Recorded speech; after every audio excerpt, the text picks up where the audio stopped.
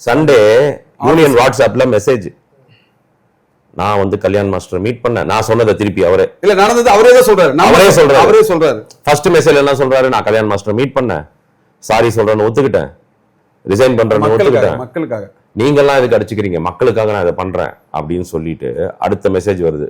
நான் 2 நிமிஷத்துல இல்ல 2 மணி நேரம் ஆச்சு. 2 மணி நேரம். ஆமா 2 மணி நேரத்துல ஃபர்ஸ்ட் ஒரு மெசேஜ் போட்டாரு, அப்புறம் யார் அவரை ஏத்தி விட்டாங்க என்ன சொன்னாங்கன்னு தெரியல, ஒரு 2 மணி நேரத்துல அன்னியன் ஆயிட்டாரு தம்பி. அது மாதிரி 2வது மெசேஜ் என்ன வருதுன்னா, நான் இறங்கி வரேன், இவ்வளவு தூரம் இறங்கி வரான் அடிச்சுட்டு, அதாவது கொலை பண்ணவன் என்ன பண்ணுவான், நானே இறங்கி ஒத்துக்கிறேன் என்னோட இதுவை, நீங்க என்ன மேல தண்டனை போடுறீங்கன்னா கடுப்பாகுமா ஆவாதா ஒருத்தர். நீங்க போட்ட மீட்டிங்லாம் செல்லாது, உங்களால முடிஞ்சதை பாத்துங்க, நான் பாத்துக்கிறேன், எதுவும் வந்தாலும் ஃபேஸ் பண்ண நான் பாத்துக்கிறேன் அப்படின்றத இல்ல. அந்த இதுல பேசின உடனே எல்லாருக்கும் இதாயிடுச்சு.